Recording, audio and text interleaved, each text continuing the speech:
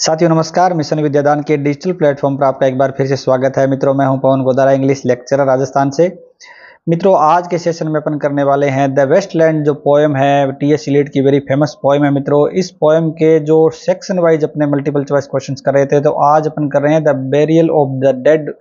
जो सेक्शन है, first section है इसका वेस्टलैंड पोएम का। इस पोएम के जो बेरियल ऑफ डेड सेक्शन है, इसके मल्टीपल चॉइस क्वेश्चंस करेंगे और पीवाईक्यूज भी मित्रों इस सेशन के अंदर इंक्लूड किए गए हैं। डिफरेंट एग्जाम के अंदर आए हुए जो क्वेश्चंस है वो।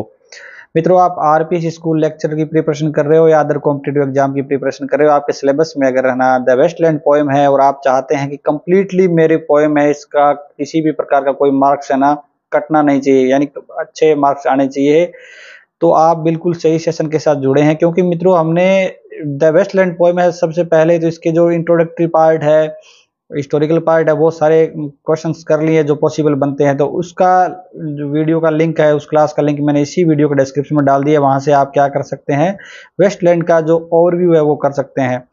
इसके बाद अपने सेक्शन वाइज क्या कर रहे हैं, जो अपने मल्टीपल चॉइस क्वेश्चंस कर रहे हैं, जो इसमें फर्स्ट जो सेक्शन अपना है the burial of the dead, तो इसका भी अपने पार्ट 1 कर लिया था। आज अपन पार्ट 2 करेंगे। तो पार्ट 1 अगर आप देखते हैं तो उसका लिंक आपको इसी वीडियो के डिस्क्रिप्शन में मिल जाएगा। और मेरा सजेशन आपको यही है कि पहले पार्ट 1 देखेंगे तो आपके एक सीरीज से क्वेश्चन आ रहे हैं। जैसे द बेरियल ऑफ डेड अपन कर रहे हैं, तो इसकी फर्स्ट स्टेंजा के जो क्वेश्चन है वो सारे पार्ट फर्स्ट के अंदर है। ओके, तो इस तरीके से अपने स्टेंजा वाइज ये चीजें चल रही है, ताकि आप जैसे जैसे पढ़ते जा रहे हो वैसे वैसे अगर आप ये क्वेश्चन करते हो तो आपकी बड़ी आसानी होगी।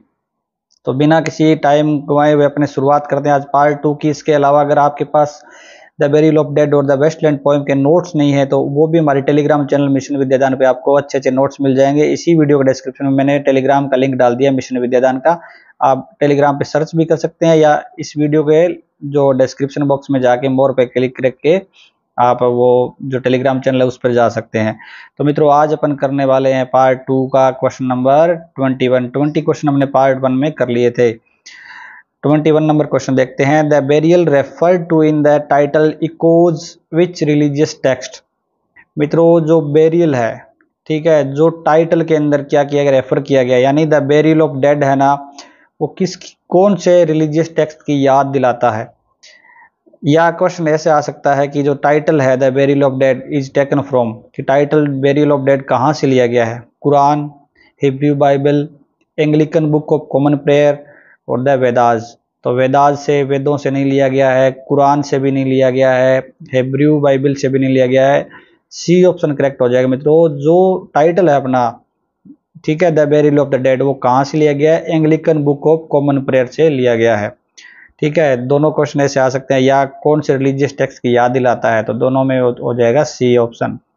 22 नंबर क्वेश्चन पे आते हैं मित्रों। What does the dead tree symbolize in the poem. इस पोएम के अंदर जो डेड ट्री स्टार्टिंग के स्टेंजा के अंदर आता है, डेड ट्री, उसके अंदर वो किस प्रकार का सिंबल है। Life, despair and bareness, hope, growth. किसी प्रकार की ग्रोथ यानी वृद्धि का, विकास का तो नहीं है, होप आशा का भी नहीं है, लाइफ का भी नहीं है। डेड ट्री है, मतलब सूखा हुआ पेड़ है, तो वो किसका है, डेस्पेयर एंड बेयरनेस, निराशा और जो बंजरपन है उसको प्रदर्शित करता है। जो मॉडर्न वेस्टलैंड है उसके अंदर जो डेस्पेयर है, बेयरनेस है, उसको जो प्रदर्शित करने वाला सिंबल है वो कौन है, डेड ट्री है। मित्रों, 23 नंबर क्वेश्चन पे आते हैं। Red rock stands for.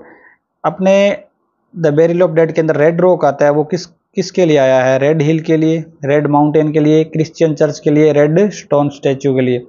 तो रेड स्टोन स्टैचू यानी रेड स्टोन मूर्ति के लिए भी नहीं आया है, रेड हिल के लिए भी नहीं आया है, रेड माउंटेन के लिए भी नहीं आया। क्या हो जाएगा, क्रिश्चियन चर्च है उसके लिए रेड रॉक का यूज किया गया है। मित्रों, नेक्स्ट 24 पे आते हैं मित्रों। The shadow under this red rock suggest. जो shadow under this red rock ये क्या सजेस्ट करता है, यानी छाया है इस रेड रॉक के नीचे, तो ये छाया, रेड रॉक की जो छाया है वो क्या सजेस्ट करती है, प्लेस ऑफ शेल्टर की, एक शेल्टर का स्थान, एक ग्रेव, एक कब्र, एन इल्यूजन या एक भ्रम, ए मेटाफर फॉर हिडन नॉलेज या एक मेटाफर है छुपे हुए ज्ञान का। तो मित्रों, शेल्टर अपने को शेडो के, छाया के लिए शेल्टर लग रहा है लेकिन होगा नहीं, ग्रेव भी नहीं होगा, भ्रम भी नहीं होगा। डी ऑप्शन करेक्ट हो जाएगा। मित्रों, जो shadow under this red rock का अर्थ है कि ऐसे थोड़ी है कि अपन जो रेड रॉक है यानी जो चर्च है, चर्च की छाया में जाके खड़े हो जाएंगे तो हमें सब कुछ प्राप्त हो जाएगा, रिलीफ प्राप्त हो जाएगा, नहीं। वो मेटा पर है किसके लिए, हिडन नॉलेज की। आपको जो नॉलेज नहीं है, जो छिपे हुआ ज्ञान है, ठीक है, इनलाइटमेंट है, वो कहाँ मिल सकता है, स्पिरिचुअली तरीके से। वो अगर शरण में आओगे भगवान की और चर्च में आओगे, प्रे करोगे, तब क्या वो मिल सकता है। तो हिडन नॉलेज का मेटाफर है, डी ऑप्शन करेक्ट हो जाएगा। 25 नंबर क्वेश्चन पे आते हैं। Which of the following references is not referred in the burial of the dead. कौन सा रेफरेंस है जो यूज नहीं किया गया है बेरियल ऑफ डेड के अंदर, यानी कौन से सीन है जो यूज नहीं किए गए हैं। Marie, madam Sosostris, unreal city, London Bridge, belladonna, Phoenician sailor, hyacinth girl. तो मित्रों इसके अंदर मेरी है, इसका भी मेरी का जो चाइल्डहुड एक्सपीरियंस अपने देखा था पिछले सेशन के अंदर, तो है। मैडम सोसोट्रिस भी है, अनरियल सिटी भी है, इसके अंदर लंदन ब्रिज का भी सीन है, बेलाडोना का भी है, फिनेशियन सेलर का भी है, हयासिंथ गर्ल का भी है। तो डी ऑप्शन अपना करेक्ट हो जाएगा, अभी all are referred. Next 26 number question पे आते हैं। The scene of guilty love of a sailor is taken from. इसके अंदर मित्रों सीन आते हैं, गिल्टी लव के 2 सीन आते हैं। तो फर्स्ट सीन जो सेलर का है वो कहाँ से लिया गया है, जो गिल्टी लव है, जो लव उनको प्राप्त नहीं हो रहा है।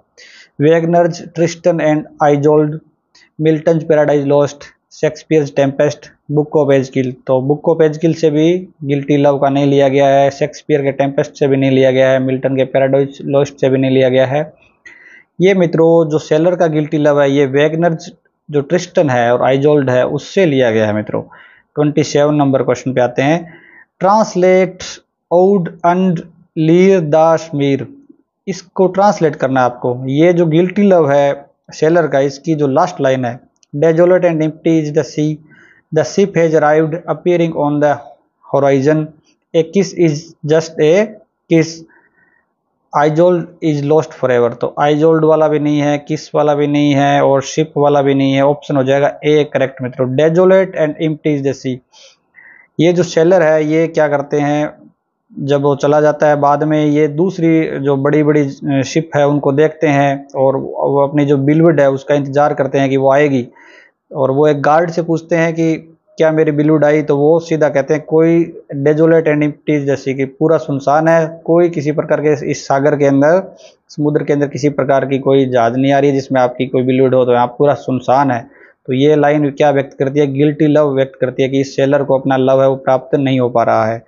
28 नंबर क्वेश्चन पे आते हैं। You give me the hyacinth first at a year ago implies. ये सेकंड जो गिल्टी लव है वो है, पहला गिल्टी लव है वो सेलर का है और दूसरा गिल्टी लव है हयासिंथ का।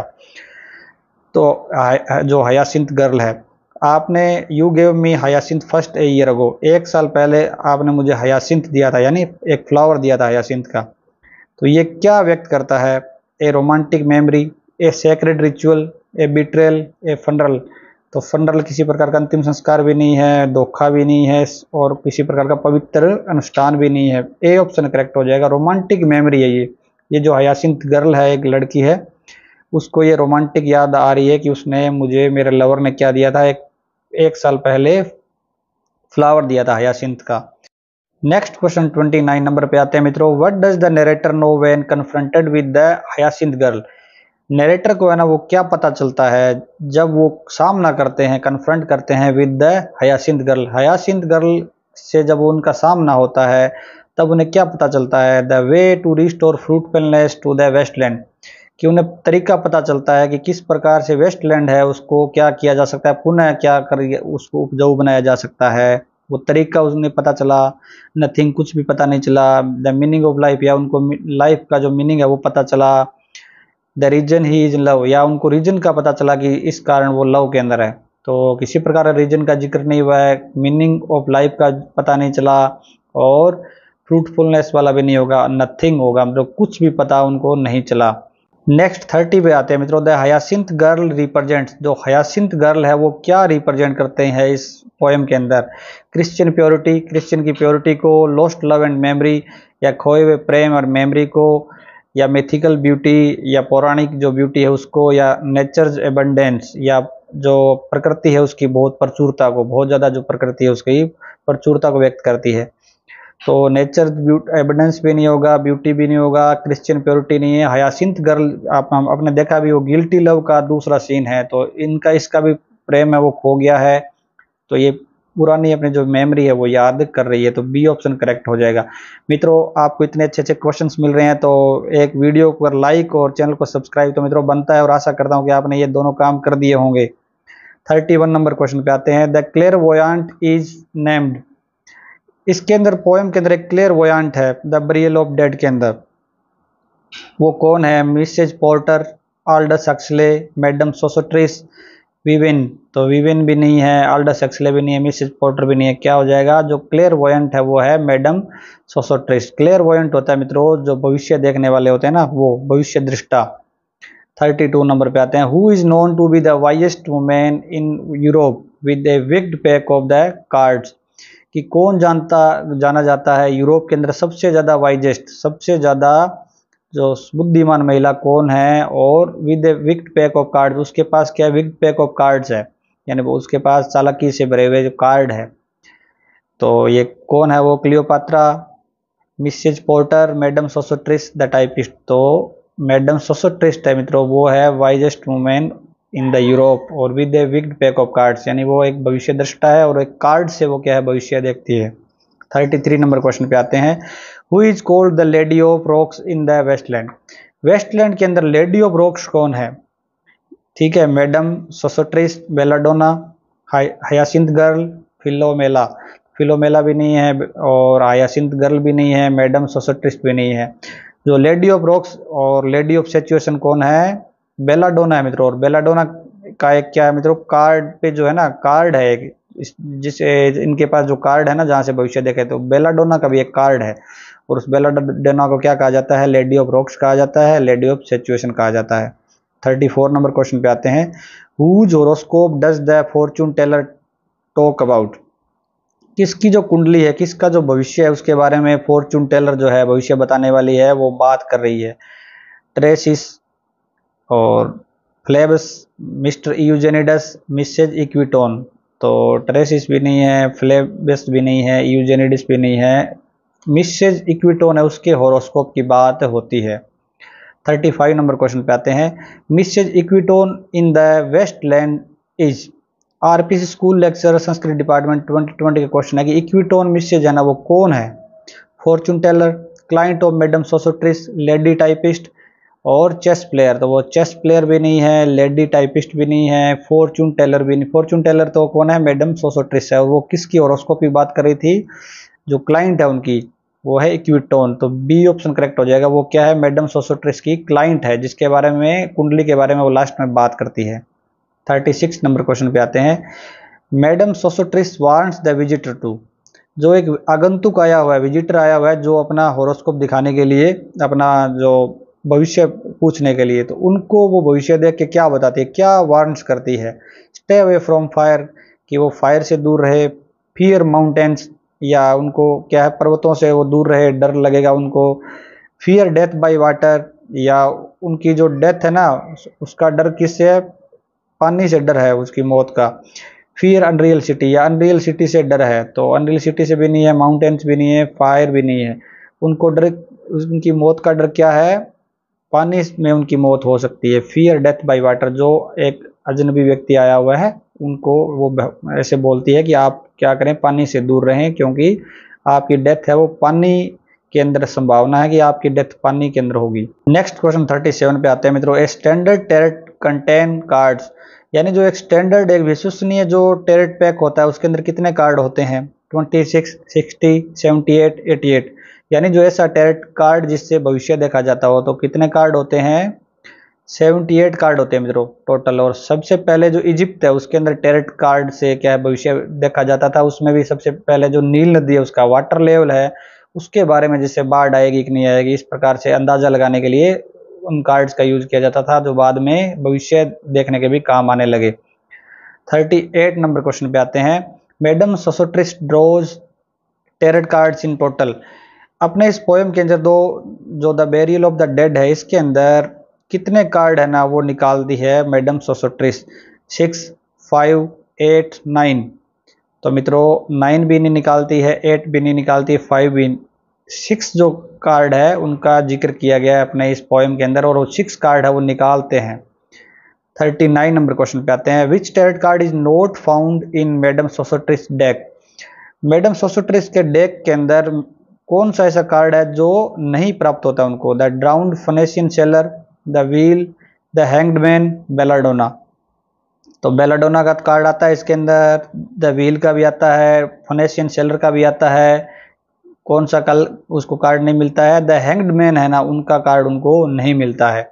और हैंग्ड मैन का कार्ड, हैंग्ड मैन यहाँ पे किसके लिए आया है मित्रों? जो जीसस है, जो उनको पुनरुत्थान होना है, उनके लिए ये आया था, लेकिन ये इनको नहीं दिखा। नेक्स्ट 40 नंबर क्वेश्चन पे आते हैं मित्रों। I do not find the hanged man could symbolize, कि मुझे क्या हैंग्ड मैन नहीं प्राप्त मिल रहा है, ये क्या सिंबलाइज करता है? यानी जो मैडम सोसोट्रिस है, सोसोट्रिस्ट वो बोलते हैं कि मुझे जो हैंग्ड मैन का कार्ड है ना वो नहीं मिल रहा है। ये किस बात का प्रतीक है? क्राइस्ट का, या ओमिशन ऑफ रेजरेक्शन का, बैलेंस का, फेट का?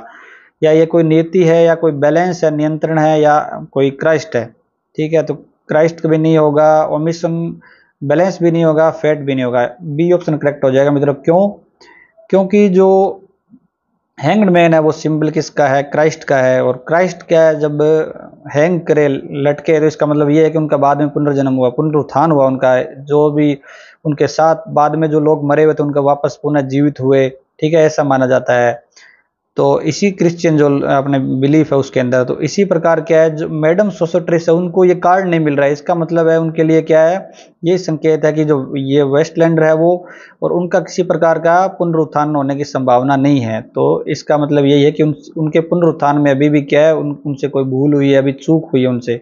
तो मित्रों आज अपने ना 20 क्वेश्चन किए हैं, इस सेशन के अंदर 20 क्वेश्चन किए। आपके कितने करेक्ट हुए हैं मुझे जरूर बताओगे। आप जब भी कभी भी सेशन को अटेंड कर रहे हो तो आप मुझे बताओगे कि कितने क्वेश्चन आपके राइट हो रहे हैं, ताकि क्या है मैं आपकी परफॉर्मेंस को जान सकूं। इसके साथ ही मित्रों ये सेशन अभी कंप्लीट नहीं हुआ है अपना, द बेरियल ऑफ डेड है, इसके काफी इंपॉर्टेंट क्वेश्चन बाकी है। अगला पार्ट अगर आपको देखना है तो इसी वीडियो के डिस्क्रिप्शन में जाएं, आपको अगला पार्ट वहां पे मिल जाएगा।